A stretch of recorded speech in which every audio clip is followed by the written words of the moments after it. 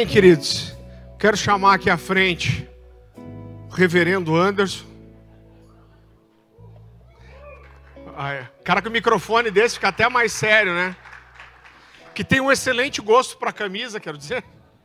Aliás, acho que a gente comprou no mesmo lugar, né? Vamos orar por ele, queridos? Estenda sua mão para cá. Senhor, meu Deus, nós te agradecemos pela vida do pastor Anderson, Senhor. Nós abençoamos ele. Nós te agradecemos pelo teu bom depósito na vida dele. E nós o recebemos como boca de Deus nessa noite, como profeta do Senhor. Nós declaramos os nossos ouvidos espirituais, o nosso entendimento aberto para aquilo que o Senhor tem para falar conosco. Usa ele, Senhor, com graça, autoridade, sabedoria e ousadia, em nome de Jesus, Senhor. Amém. Quebra tudo. Valeu. Deus abençoe. Boa noite. Graça e paz. Eu estou com esse microfone aqui, que estou seguindo os passos do meu discipulador, né? E eu aprendi com ele que pregar com as mãos livres a gente se sente mais à vontade, e eu gostei da brincadeira.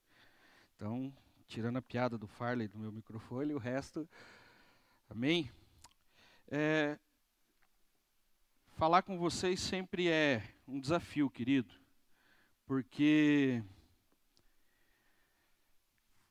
nós recebemos aqui uma carga muito forte, né? Muito ensino, e estamos sempre ligados aí no coração do Senhor, através da vida dos nossos pastores, né? Do Luciano, do Marciano, o Farley, o pastor Francisco, e cada vez que, pastor Sandro, cada vez que um deles sobe aqui, a gente sai daqui, né, cheio, né, querendo voar. O dia que o pastor Luciano pregou sobre as tempestades, e a gente estava no café ali em cima, aí ele fez uma brincadeira comigo, ele falou, eu acho que o Anderson hoje está meio brabo, né? Tá com raiva, né? Porque eu estava quieto, estava cansado. Aí eu olhei para ele e falei, eu estou com raiva, mas não é de todo mundo, não, é só do Senhor. Ele olhou para mim assustado assim, né? Falou, nunca viu eu tratar ele desta forma. Aí eu falei, porque eu nunca vi ninguém pegar 3 histórias isoladas da Bíblia e transformar numa mensagem como essa. Eu estou em crise. Eu estou em crise aqui, ó. Ouvi de manhã, agora à tarde eu ouvi mais um pedaço, e eu estou aqui, estou em crise.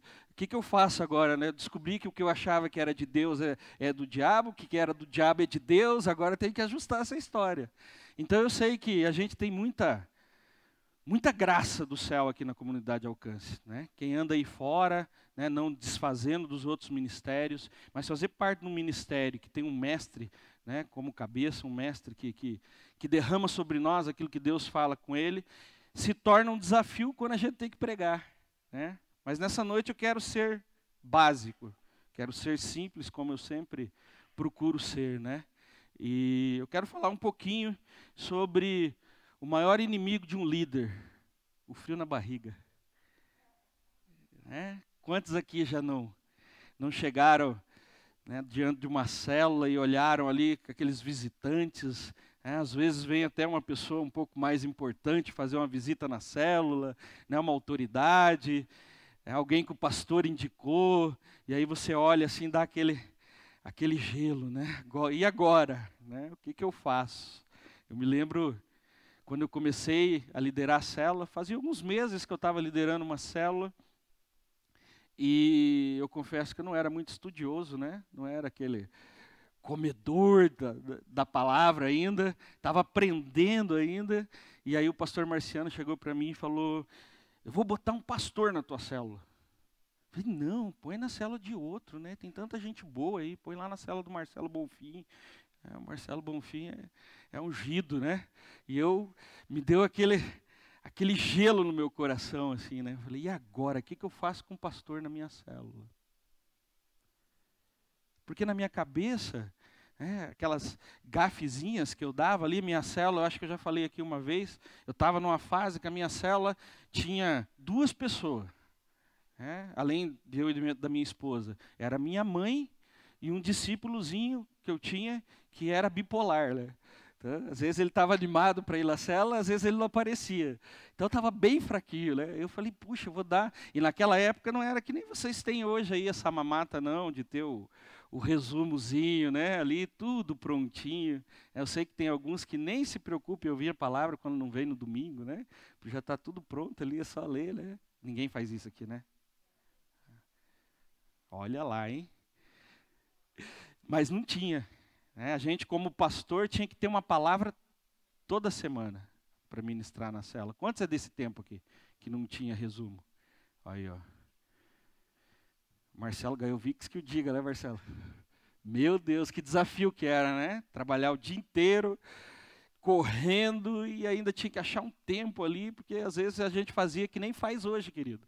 Ainda deixava para o último dia, para a última hora ali, de preparar alguma coisa, e era muito difícil. Então, quando vinha uma pessoa nova na célula, que vinha, né, visitantes, dava um certo temor. E eu acredito que é assim até hoje, né? Estava falando para o meu discípulo ali agora, o Anderson, falando para ele, falando, cara, eu ministro fora, né, já viajei para pregar fora, já preguei igreja de médio para grande, já estou acostumado com a galera, né? Mas aqui, né, aqui é diferente, né? Porque eu sei que a hora que eu descer daqui, vocês vão estar tudo aí embaixo, né? Vão ter que responder as perguntas, né? Se der uma gafe, todo mundo vai lembrar por muito tempo, né? E eu tenho uns amigos de ministério aí que gostam de gravar as gafes da gente, né, e ficar lembrando a gente da gafe que foi dada. E nas outras igrejas não, né? Nas outras igrejas a gente prega e ó, vai embora, né? No máximo no outro dia está entrando no aviãozinho, está indo para casa, não tem mais problema nenhum. Mas eu queria realmente te trazer um alívio com relação a essa preocupação. Eu sei que nós somos uma igreja que recebemos muitos líderes, né? Muitas pessoas que já estavam no ministério, né, em outras igrejas, pessoas que têm um certo conhecimento, que quando a gente vai conversar, às vezes dá um temor, né, de você realmente dar uma direção. A outra parte desse temor é quando você está lá na célula, você, né, talvez ali um líder de célula novo, um auxiliar que acabou de assumir, e de repente acontece alguma coisa com o irmão da célula, né? Acontece de um casal brigar, né? Ligar às 3 horas da manhã dizendo, vou me divorciar dela, né? Pastor, vem cá que eu apanhei da mulher hoje.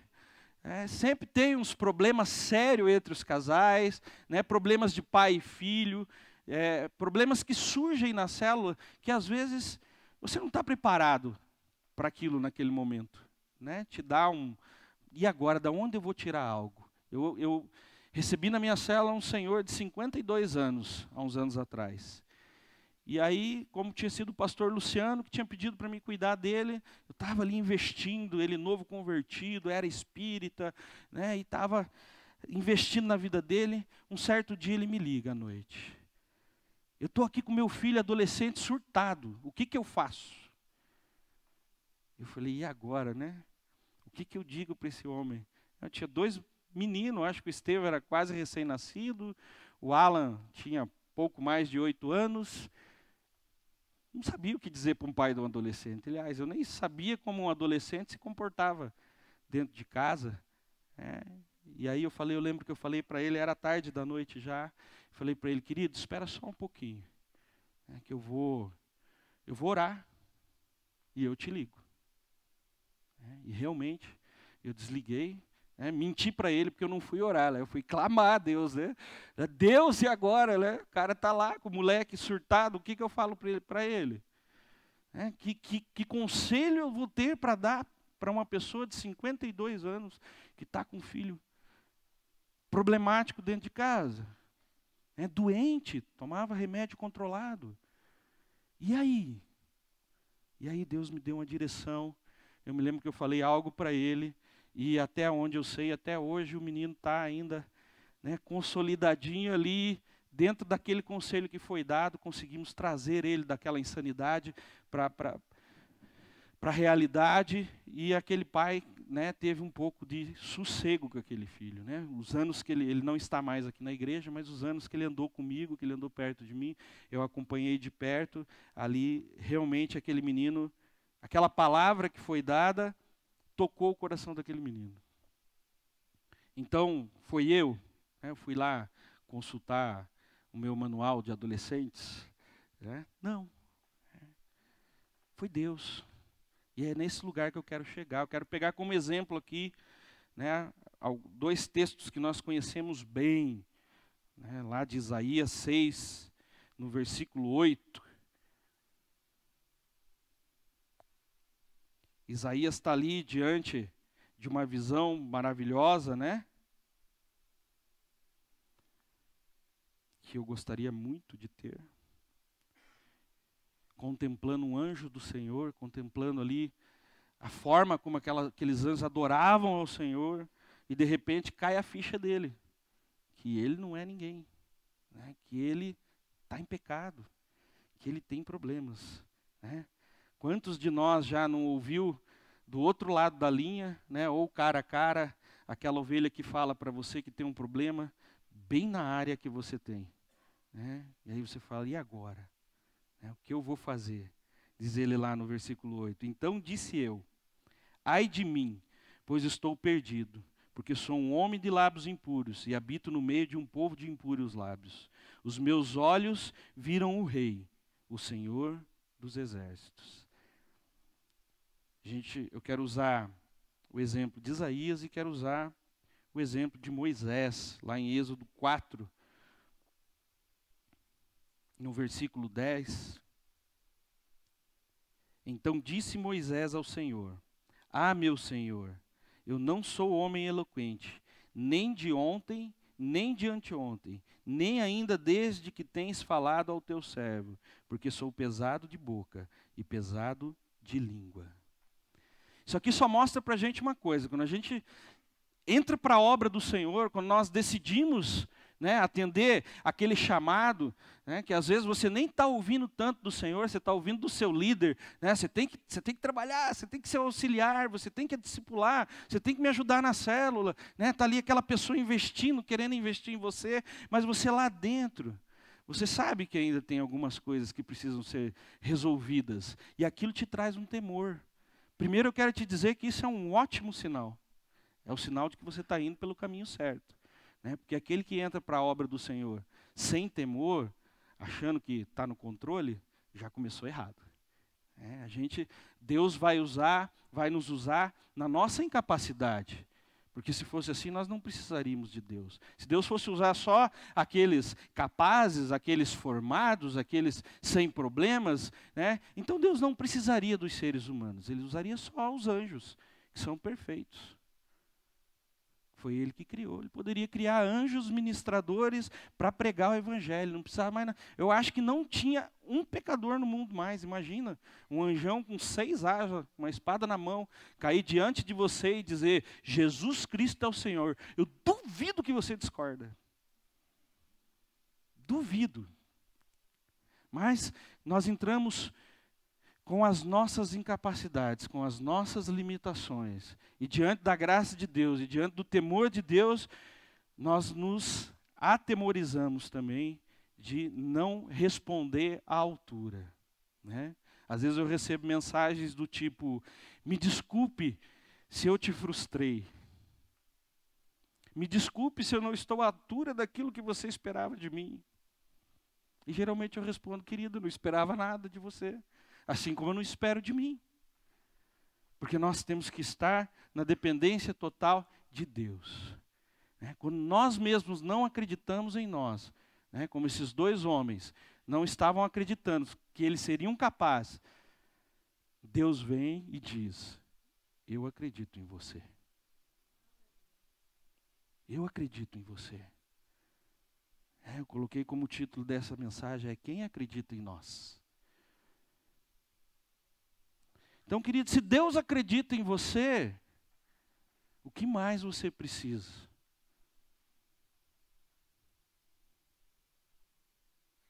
Se Deus acredita em nós, o que mais nós precisamos para não sentir mais esse frio na barriga? Para não temer mais quando Deus mandar você parar um completo estranho no meio da rua. Para não ter medo quando o teu líder te convidar para compartilhar na célula. Quantos auxiliares tem aqui hoje? Ó lá, quase tem mais auxiliar que líder. Coisa boa, hein? Parabéns. Sabe? Porque Deus vai nos capacitar, Deus nos promete isso. A palavra de Deus está cheia de promessas para as pessoas que estão dispostas a trabalhar no ministério, que estão dispostas a se colocar diante de Deus como uma ferramenta para ser usada por Ele. A tua parte é fazer o natural, é buscar o conhecimento. É claro que se você está aqui há 4, 5 anos, né, nunca pôs o pé numa escola bíblica, aí você tem que estar com medo mesmo. Se você está lá, né, trocou a Bíblia pelo Netflix. Eu também assisto, querido. Não estou jogando pedra em ninguém, não. Mas eu também faço a minha parte. Né? Eu busco. Eu coloco algo dentro da minha mente para que o Espírito Santo possa usar no momento correto. A gente tem que buscar o conhecimento, mas não ficar desesperado. Alguém me procurou um dia e falou: pastor, a minha memória é muito curta, eu não consigo gravar nenhum versículo. Irmão, mas você lembra da passagem? Lembra? Então você fala a passagem. Capítulo e versículo é coisa nova, irmão, é coisa moderna. Jesus não usava isso, os apóstolos não usavam isso. Eles citavam as escrituras, cita você também. E aí, às vezes, de tanto citar, você vai acabar gravando um ou outro. Às vezes, no momento de dificuldade, você não lembra de um versículo especial, querido. Não é pecado usar o Google, né, Farley? É pecado usar o Google para procurar o versículo da Bíblia? Se bater mais, ele confessa mais. Diz que usa às vezes. Mas às vezes eu estou ali, querido, conversando com uma pessoa, fazendo um atendimento, e aí eu me lembro de uma passagem bíblica, mas eu, para não fazer uma citação, né, para não receber aquela pergunta que eles mais fazem para a gente, aonde que está isso na Bíblia? Eu digo que está na Bíblia, né, que nem diz o Luciano, entre Gênesis e Apocalipse. Mas não é vergonha você buscar uma ferramenta para isso. Assim como não é vergonha, mesmo você procurando conhecimento, mesmo você buscando se encher da palavra de Deus, num caso mais sério, você buscar ajuda. O Senhor vai te capacitar, mas Ele já deixou algumas ferramentas pré-estabelecidas para você usar. Sabe, as pessoas têm dificuldade em pedir ajuda, em fazer uma ligação para um pastor, para um supervisor, para um coordenador, ou até por um amigo, para um irmão em Cristo, que você sabe que tem a graça do Senhor na vida dele, e dizer: querido, eu estou com uma situação aqui assim, né? Você pode me dar uma direção de qual seria a melhor forma de fazer isso? Você acha que você vai estar sendo menos crente? Você acha que Deus vai te usar com menos poder se você fizer isso? Eu não acredito nisso. Eu acredito que se você tiver com o teu coração predisposto a isso, Deus vai te usar mais ainda, porque Ele sabe que você tem temor e que você quer fazer a vontade dEle e não a sua. Porque aquele que tem medo e não busca ajuda, querido, ele está fazendo a própria vontade. Porque o nosso Deus é um Deus de paz, concorda? Se você está com medo, é porque realmente Deus está te dando aquele temor, para você se aprofundar um pouco mais. Eu, por exemplo, eu tenho muita dificuldade de lidar com casos de abuso. Então, eu geralmente procuro o pastor Sandro para me ajudar. Pastor Sandro, eu estou com um caso aqui que eu peguei, assim, a pessoa foi abusada na infância e não consegue passar por isso. Me ajuda aí, o que você me diz? Como é que eu trabalho com essa situação? E ele me auxilia. Assim como alguns amigos me procuram quando pegam um viciado. É normal. Chegou aos curvas de rio, fedendo, com o dedo cheio de crack, é do Anderson. Natural isso. Mas eu ajudo com o maior prazer. Não é um incômodo. Não é um incômodo quando as pessoas me pedem a minha ajuda para ajudar alguém. Porque esse é o propósito das nossas vidas. Esse é o propósito do Evangelho, que nós ajudemos uns aos outros. Essa é a vontade de Deus para nós. Porque se você admitir a tua dificuldade, clamar ao Senhor e pedir ajuda, Ele vai vir com socorro. Nesses dois casos, o que aconteceu ali? Se a gente lê ali em Isaías 6, no final ali, 6, deixa eu pegar aqui que eu não marquei o... Não, depois do 8, que eu não sei se é o 10 ou é o 12 ali, deixa eu pegar aqui.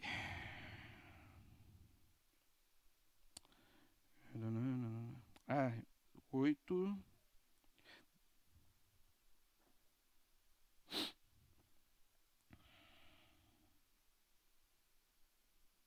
Tá difícil. Depois eu vou dizer aqui, envia. Aqui, ó. No 6, desculpa. Então, um dos serafins voou para mim, trazendo na mão uma brasa viva, que tirara do altar com uma tenaz. Com a brasa tocou a minha boca e disse: Eis que ela tocou os teus lábios, a tua iniquidade foi tirada, e perdoado o teu pecado. Depois disso, ouvi a voz do Senhor que dizia: A quem enviarei, e quem há de ir por nós? Disse eu: Eis-me aqui, envia-me a mim. O que esse anjo falou em outras palavras para Isaías? Se o problema era esse, meu querido, está aqui, ó, está curado. Se o problema era esse, está resolvido. Agora vai fazer aquilo para o qual você foi designado. Nós não podemos ficar preocupados unicamente com a parte da dificuldade nossa. Você acha que o problema de Isaías era só esse? Era só a língua dele? Eu não acredito. Eu acho que ele tinha mais alguns pecadinhos, né, por ali mocadinho, né, guardadinho para a hora que ninguém estivesse olhando. Alguma dificuldade a mais ele tinha que ter, porque ele não era Jesus. Mas aquilo foi o que doeu no coração dele quando ele se viu diante da santidade do Senhor. E geralmente os nossos maiores pecados nós temos conhecimento de quais são. E por causa deles, nós nos limitamos, muitas vezes, a pregar o Evangelho. Moisés, a mesma coisa. Lá em Êxodo 4:11, o Senhor responde para ele: quem fez a boca do homem, ou quem fez o mudo, ou o surdo, ou o que vê, ou o cego, não sou eu, o Senhor? Tipo, se eu estou mandando você ir, eu estou sabendo, fui eu que fiz a tua boca, rapaz. Fui eu que te fiz, eu sei como é que você é. Eu não estou preso à sua dificuldade. As coisas vão acontecer quando você estiver lá. E depois ele dá Arão, ele dá ali toda uma... O Moisés foi pior que o Isaías. O Isaías já de pronto falou, né? Eis-me aqui, envia-me a mim. O Moisés ainda tentou negociar com o Senhor.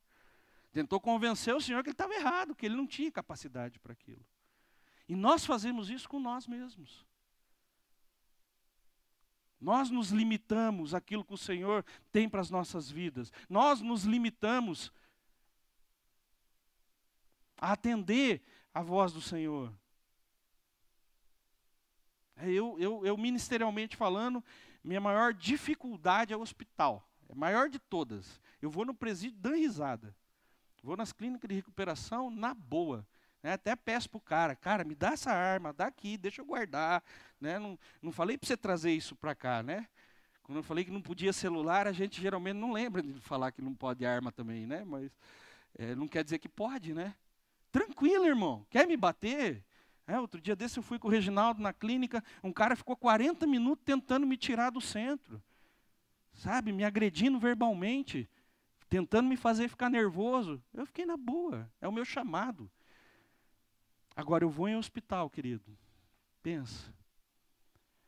O temor que eu tenho no meu coração de falar com um familiar de alguém que está numa UTI de um hospital.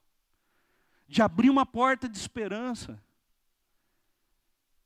O cuidado que eu tenho para mexer com isso. Mas eu não deixo de ir. Eu não deixo de ir. Me lembro uma noite eu estava no cinema com o Alan e me ligaram e tinha uma criança no hospital que ia ser desligado os aparelhos, uma criança de 6 ou 7 anos, e me pediram para ir lá fazer essa visita. Alguém lá de Ponta Grossa me ligou. E eu me lembro que eu cheguei em casa, eu não consegui conversar com a Vanusa, porque eu olhava para o Estevão e eu ficava imaginando, o que alguém teria coragem de falar para mim se o meu filho fosse morrer amanhã?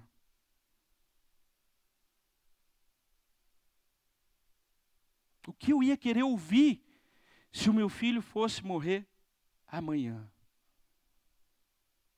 E eu me lembro que aquilo me colocou assim num lugar de temor em Deus. Eu saí dali, eu e a Vanusa fomos da minha casa até o Pequeno Príncipe, deve dar uns 10 quilômetros.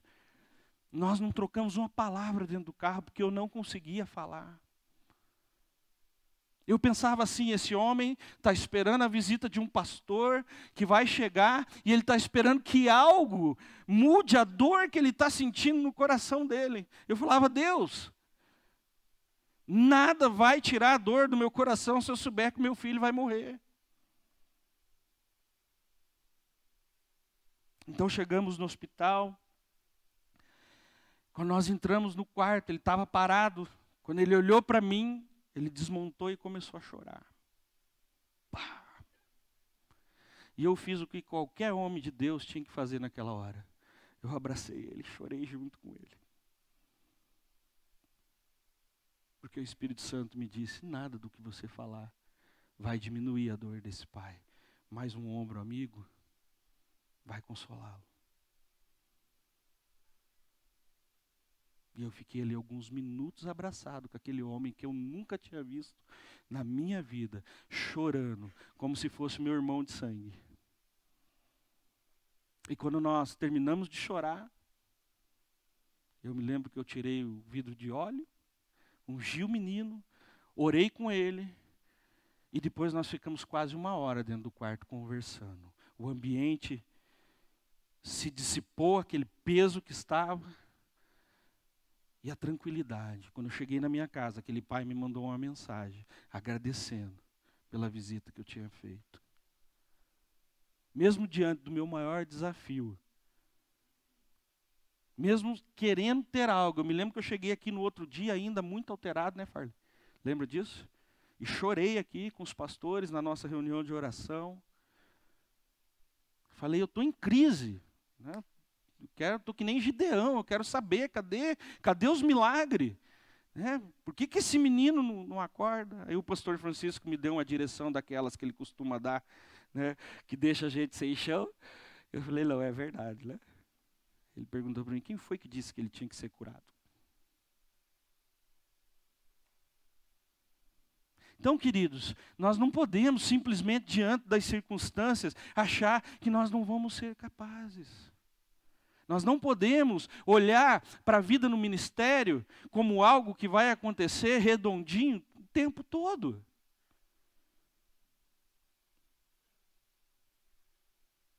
A gente precisa realmente entender que se o Senhor nos deu, é porque Ele acredita em nós. Ele sabe que nós podemos fazer, Ele não daria nada para você que você não tem capacidade para fazer. E se Ele deu alguma coisa que você não tem capacidade para fazer, pode esperar o milagre. Eu creio nisso. Eu creio nisso. Aquele menino não sobreviveu. 1 semana depois ele morreu. Mas eu fiquei em paz com o meu coração de ter feito parte daquele momento com aquela família.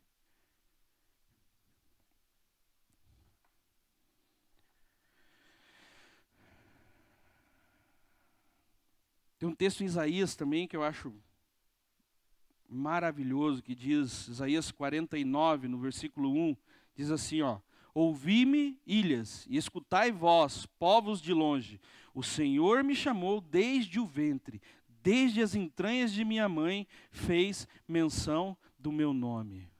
Gente, eu tomei isso para a minha vida. Porque não tinha explicação, um homem que teve a vida que eu tive,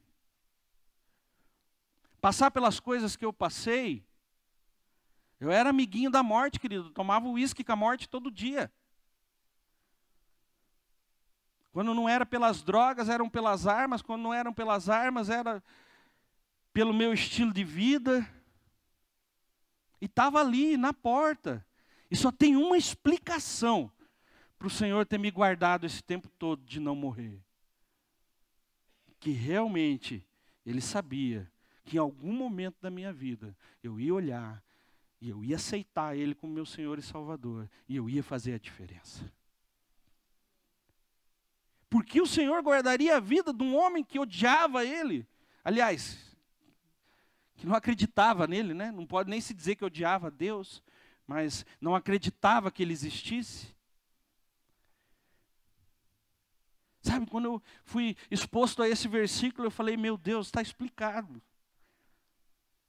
Está explicado. Eu me lembro de um dia que eu cheguei na célula e eu não sei se vocês têm isso na célula de vocês, aqui na igreja tem pouco isso, mas eu ia para a célula às vezes bêbado, às vezes chapado de maconha, né? Às vezes depois de ter cheirado alguma coisa, eu ia assim, né? Esse era o meu estado normal na célula, meu líder me amava. Né? E eu chegava, passava a tarde, eu trabalhava numa secretaria e eu tinha liberdade, eu saía 3 horas da tarde, ia para um boteco que tinha na esquina da casa do meu líder e ficava lá, à vontade. Né? E aí chegava na célula, quando ele dizia boa noite, eu começava a chorar, quebrantado, né? Assim, facinho. E eu me lembro que um dia foi o pastor da igreja lá, eu me converti em outra igreja, fiquei uns 8 meses lá antes de vir para Alcance. E foi o pastor da igreja lá, e aí ele sentou, e eu vi que ele me olhou a noite toda, e no final ele me chamou, e eu estava num daqueles dias. Eu não lembro o que eu tinha usado, mas eu tinha usado alguma coisa. E aí ele chegou para mim, e ele fez um histórico, assim, ele falou, Deus me deu uma palavra para mim te entregar, né? Que eu vi você pregando o evangelho, né? Deus me falou que a sua esposa vai voltar, que vocês vão ter mais um filho, que a família de vocês vai viver em prol do evangelho. E eu escutei tudo aquilo ali, no final, né? Falei amém, agradeci o pastor, né? Falei, pastor, tá meio esquisito, né? Depois eu chamei meu líder e falei, cara, descobre para mim o que é que esse pastor está usando aí, que eu quero usar também, porque ele me falou uns negócios ali fora do normal. Não tem condições. Sabe, falei para ele, essa semana para minha mãe, se ela acha que um dia ela vai me ver com a Bíblia debaixo do braço, ela está enganada. Eu venho aqui que é para acalmar eles. Eu não quero saber desse negócio. Deixa isso para lá.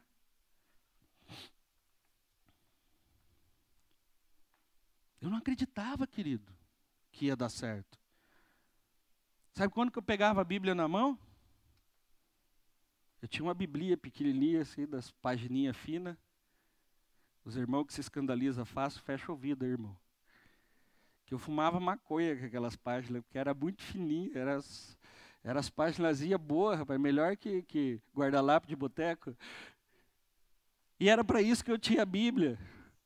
Às vezes os caras olhavam no carro, viam a Bíbliazinha lá, achavam que eu era crente, eu não era, a gente usava para fumar maconha.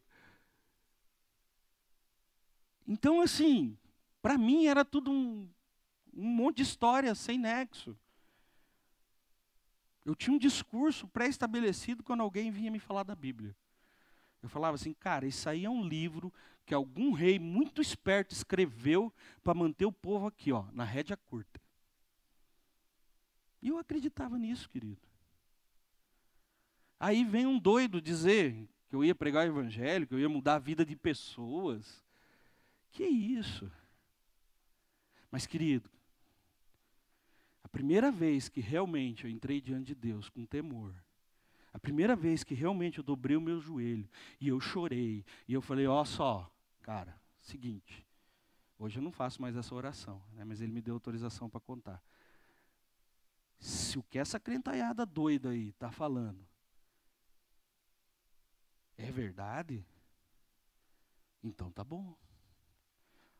Então eu vou te fazer um desafio. Você me cura do crack, que eu vou te servir, vou fazer tudo isso aí que eles estão falando. Como eu não sei, mas eu vou. Nunca mais usei crack, querido. Deus tinha um propósito. Como Isaías. Ele falou, o problema é o crack? Então, peraí. Eu devia ter pedido o resto também, né? Sabedoria, inteligência, beleza. Sei por que a gente só faz esses pedidinhos. Curto, né? Gente preguiçosa. Podia ter economizado esses 10 anos aí, já começado já no outro dia, né?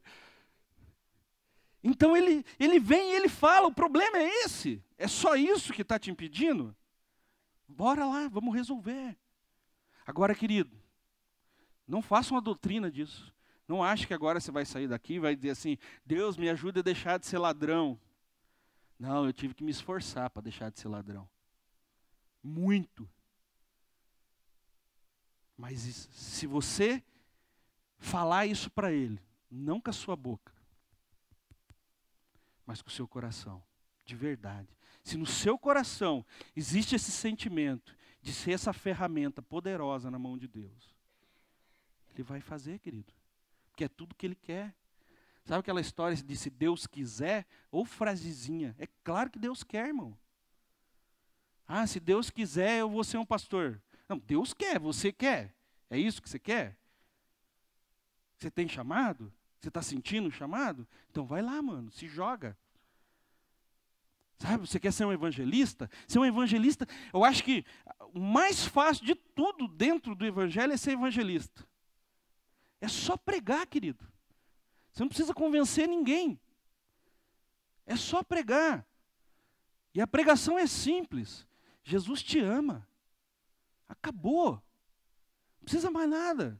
Não está escrito que você tem que ficar na cabeça do cara 2, 3, 4 anos para convencer o cara que ele tem que se converter. Não, você tem que pregar o evangelho para ele, as boas novas, e dizer que Jesus morreu por ele numa cruz. Acabou. Isso é ser evangelista. Evangelista não é o cara que ganhou 1 milhão de almas. Evangelista é o cara que prega o amor de Cristo pelas pessoas. E cada um foi selecionado para um nível. Uns ganham milhões, outros ganham uma só. E para ele já é mais do que suficiente. Porque ele cumpriu o propósito e o chamado dele diante de Deus. Jesus diz assim, em Lucas 12, 11 e 12. E quando vos conduzirem às sinagogas, aos magistrados e às potestades, não estejais solícitos de como ou do que haveis de responder, nem do que haveis de dizer, porque na mesma hora vos ensinará o Espírito Santo o que vos convenha falar. Nós estamos numa igreja onde não é difícil você ver uma celebridade, num culto, já teve um culto aqui que nós estávamos e eu vim para frente e tinha alguns vereadores aqui e estava uma vereadora com o marido dela e eu senti vontade de orar por eles. Eu chamei minha esposa, falei, vamos orar por eles. E naquele momento Deus começou a falar de coisas que eu não sabia, que eu não imaginava, porque eu não conhecia a vida dela. Às vezes Deus vai levar você a falar em autoridade do nome dele para uma pessoa que tem muita autoridade, talvez na sua vida. Talvez um patrão, um pai, uma mãe.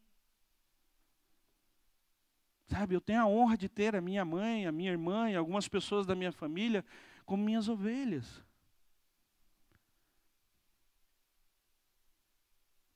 Mas eu nunca me preocupei com o que eu tinha que falar para elas.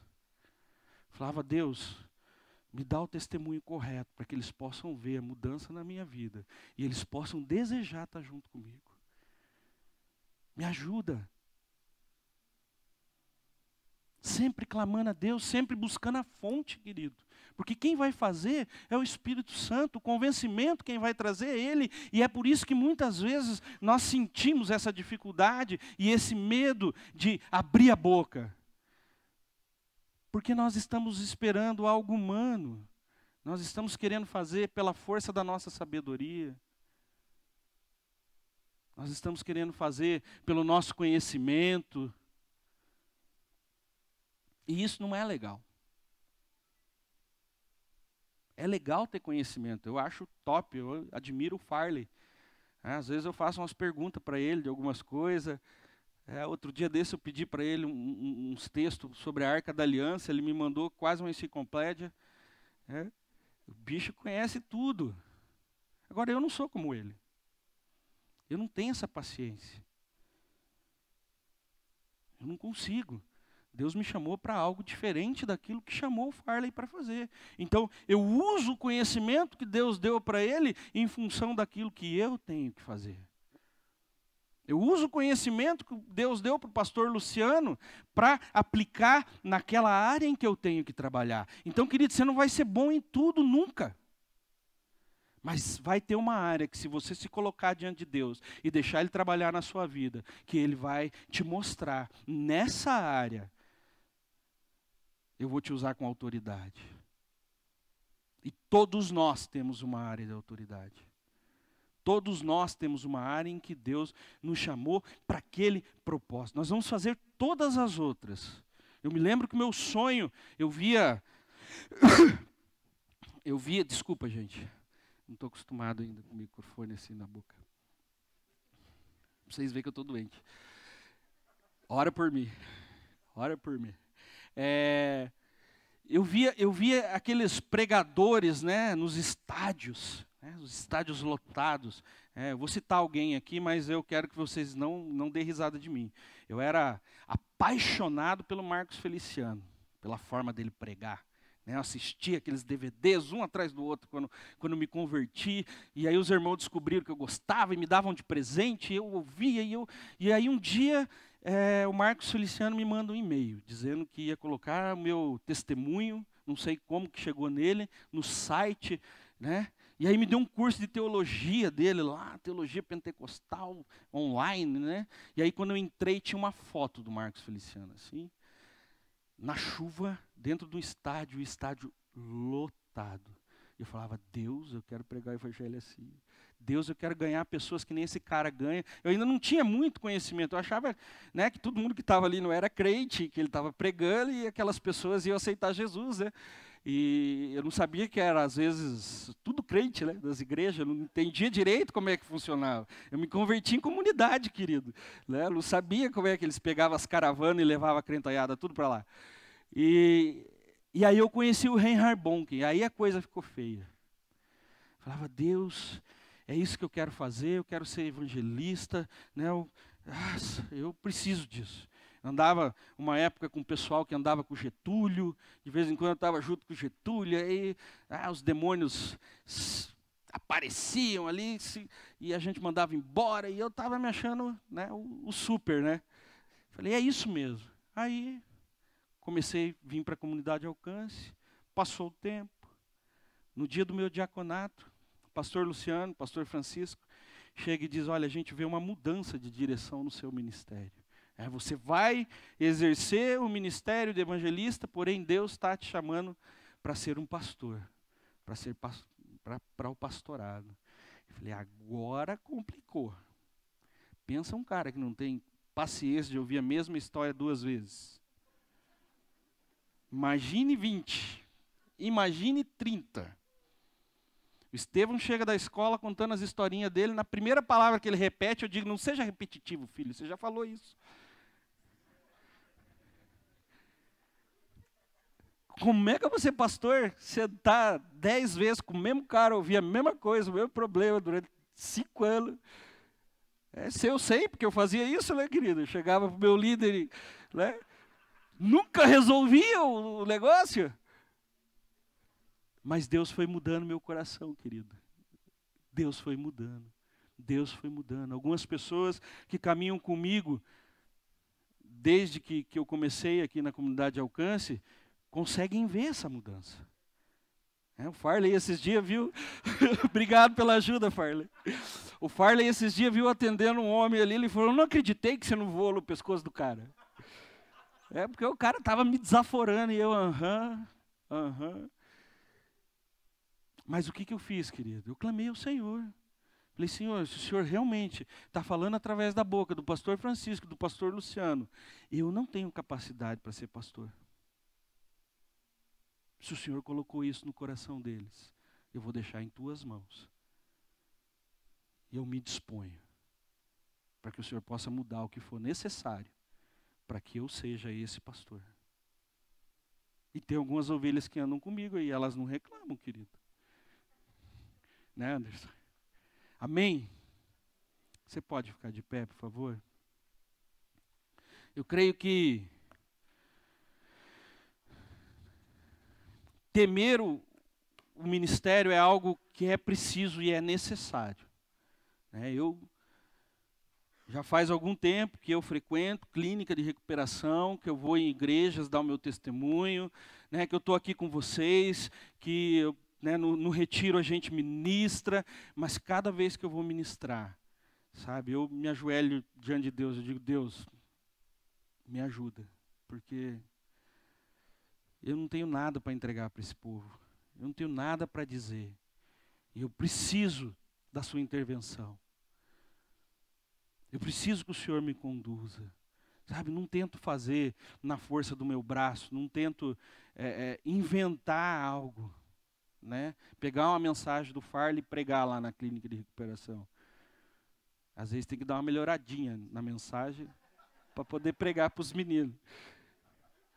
Mas o que eu queria deixar para vocês hoje à noite é esse sentimento de que o medo vai estar lá, o temor você vai ter, e isso é bom, isso vai te fazer crescer, mas não deixa ele te paralisar.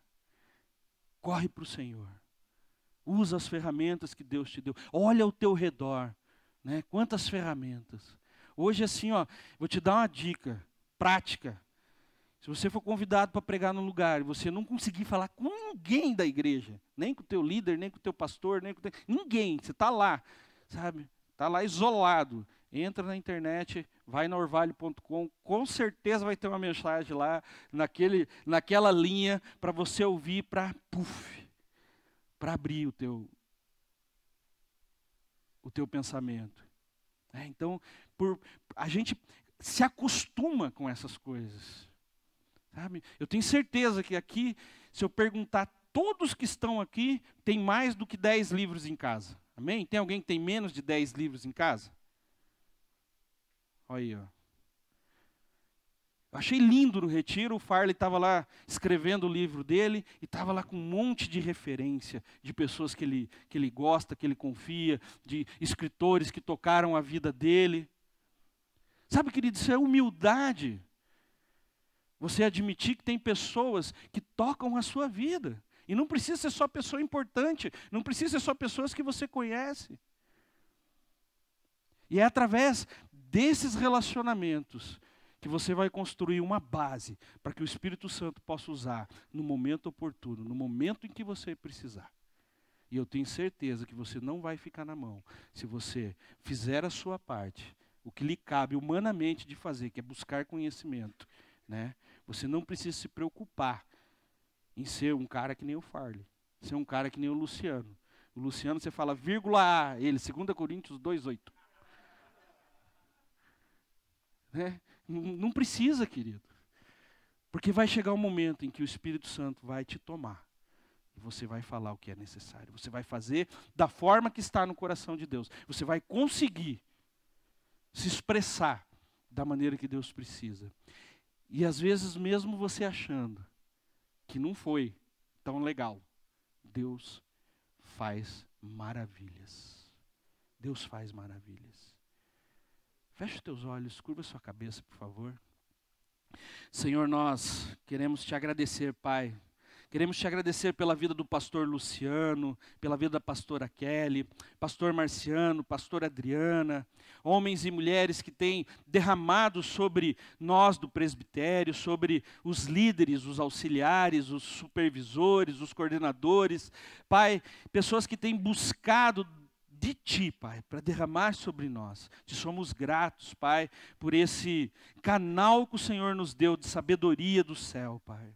Ó Deus, eu quero pedir por cada irmão aqui hoje, Pai, que o Senhor possa trazer confiança naquilo que o Senhor tem chamado eles para fazer. Que o Senhor possa realmente, através do Teu Espírito Santo, ministrar, Pai, cada um deles na área em que o Senhor tem chamado eles, Pai. Que haja hoje uma definição, que o Senhor possa mostrar, ó Pai, aquilo que o Senhor espera realmente e não aquilo que nós achamos que o Senhor quer, Pai.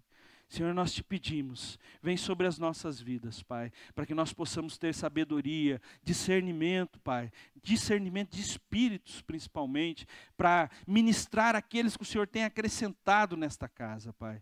Senhor, que o Senhor possa realmente derramar sobre nós essa sabedoria, Pai, e que nós possamos, ó Pai, abrir as nossas bocas e falar daquilo que está no seu coração e não do que está nas nossas mentes, Pai. Eu quero abençoar cada irmão querido que está aqui hoje, Pai, e entregar em suas mãos e pedir, ó Deus, capacita cada um deles para que eles possam ministrar o teu evangelho de uma forma poderosa, Pai, e que muitos venham a Cristo através daqueles que estão aqui hoje, Pai. Que nós possamos não só alcançar aqueles que estão perdidos, que nunca ouviram o Teu Evangelho, mas também trazer de volta aqueles que se afastaram. Pedimos, Pai, usa-nos como esta ferramenta, em nome do Senhor Jesus. Amém. Amém. Obrigado, querido. Deus te abençoe. Espero que você possa fazer bom uso dessa palavra.